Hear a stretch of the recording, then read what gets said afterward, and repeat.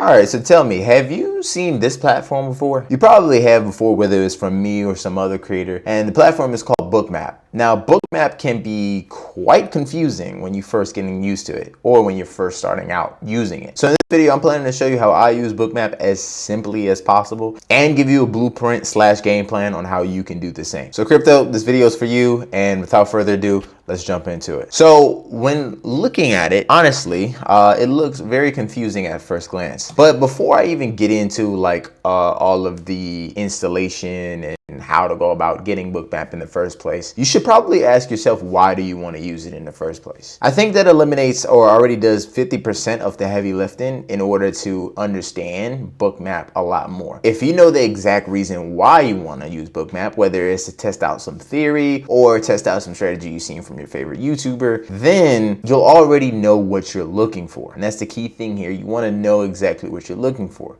Because if you look at this, you're going to see a whole bunch of just randomness and you're going to get confused or lost in the sauce. The reason why I wanted to use Bookmap was very simple. I just wanted to know where fuel for Delta is, because my strategy is heavily reliant on me making the bet that I believe Delta in a certain 1 minute candle is going to get to a certain area. So the reason why I was interested in using Bookmap was to see if I can get some kind of prediction into what may happen next, just a little bit before it actually happens. So now let's get into like how to actually get Bookmap and install it. So what you want to do is you want to come over to bookmap.com, and honestly, you can come right over here to pricing. So there's a lot of plans. There's about 3 or 4 different plans, right? Including the free plan. If you're a futures trader, you're going to want to use global. You don't need any other plan but global, unless you, I don't know, want some extra features or not. The reason why you want to go with the global plan is because this is the plan that includes the futures, not data in a sense, but the ability to use futures with Bookmap. So that right there will cost you about $49 a month just to use the platform. The second thing is you're going to need level 2 data. Now you can buy level 2 data with Bookmap, but that's also going to cost you an extra $34. So all in, your monthly total every single month is going to be $83 using Bookmap. Again, you want to ask yourself why you're using Bookmap in the first place, because you are starting to raise that overhead when it comes to trading, because we're already paying for prop firms and now you're paying for extra tools to use. So you kind of need to have a theory that you want to test, and hopefully that theory actually proves to be more profitable to your edge or to your bank account. So I'm not going to have it available here because I already pay for it, but it's just Bookmap and CME, not the CME bundled, and it should be around $34 a month. That's the data package that you want to go with if you're trading futures. Trading anything else, I can't really help you here. Now after you buy Bookmap, of course it's going to tell you or walk you through how to install it. It's pretty simple, and you can use it on Mac or Windows. Now let's get into the platform itself. So let's start right up here at this top right corner. So this right here, it just basically goes over the heat map, and I'll promise I'll go over the heat map in a second. This is just basically an area where you can change the colors, and here's where you could change the opacity. If you want it more brighter and more visible on your screen, you just put that all the way up there at the top. I like to kind of keep it very high, so when I'm looking off, because my Bookmap is always centered on the right side of my screen, I could kind of see it with my peripherals and just kind of look when I see pools of liquidity sitting. Don't worry, I'm gonna get into the philosophy in a second, but I am going to look over some other settings that's on this platform as well too. So the biggest thing is this one right here. So this one is just basically used as a filter. So I think at this point now I should describe how this heat map is produced. Every charting platform has something called a depth of market, or in this case a COB, which I think stands for contract order book. I don't know, I could be wrong. What this basically does is it displays all of the limit orders sitting at each price level. If I zoom into the price level, you can literally see how much each order is sitting at. So like for example, at 404 we have 9 orders or 9 contracts sitting there, and since I'm trading NQ in the E-mini version, these are 9 mini contracts. So in a sense,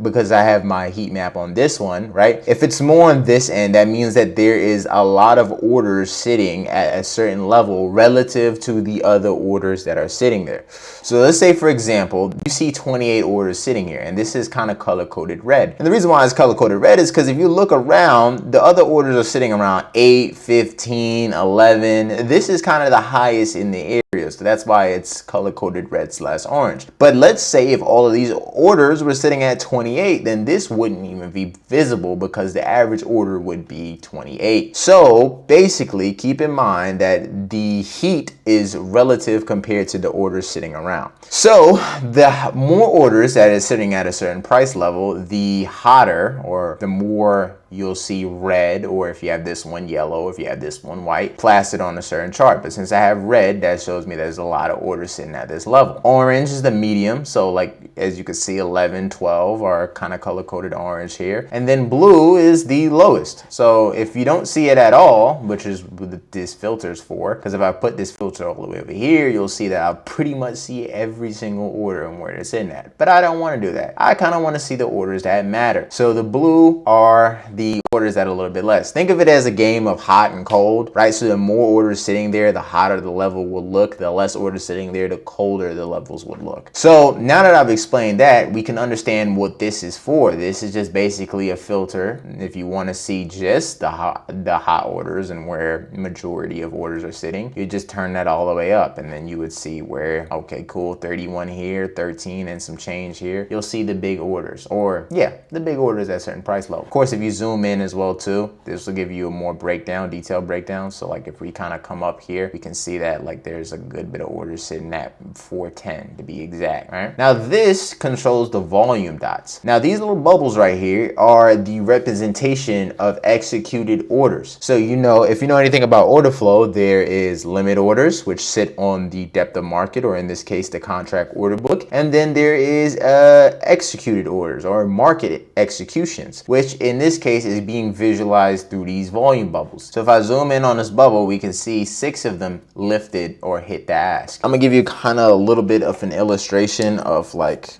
the bid and the ask again. So the bid and the ask is just basically where orders sit, right? So let's say, for example, right, something hits the ask. If someone is making an ask, they're basically offering, well, I don't want to use the word offer, but they're offering to sell something at a certain level.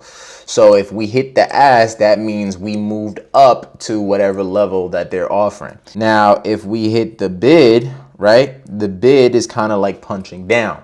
So bid is like, think of it as someone comes in and they say, hey, I'm willing to buy this at 10, right? They come in and they say, hey, I'm willing to buy / bid at this certain level. So if something hits the bid, that means that the sellers moved down lower to this certain level. So if you see bid, just think of sellers moving down, and usually it should be a red bubble. So basically, right, if I stop it right here, the red bubbles will show the bid, and that will show kind of like sellers moving down to hit this bid. So basically, sellers bidded or took 9 contracts off of 396. And then if you see the green bubbles, you should see ask, which means that buyers moved up to 398 to take 5 contracts off of the order book. This is how it looks like in market orders. Now that we understand, Bookmap not only shows you where limit orders are sitting, but they're showing you where market execution orders are. We understand the why. We went over a quick guide of how to buy it and what you need to look for, what you need to buy in order to use Bookmap. And we've gone over the platform, and we kind of just went over the main features that honestly matters in this case. You can add different things, like you can add like indicators and stuff to it, but I just use it for this. It's already confusing as is. I don't need to make it more confusing for myself. So now we went over heat map and we went over how the DOM is correlated. So how I use it is, and I'm kind of diving into my strategy here, which I don't really care to dive into, but I'll just kind of give you an illustration. Let's say you had a theory that if there are more orders sitting at a certain level, price will be attracted to it. That's a key theory in ICT concepts, and they call it liquidity sweeps. You would then look at Bookmap to see where liquidity is, and then wherever your charting platform is, whether it's TradingView or some other platform, you could then mark out those levels of liquidity.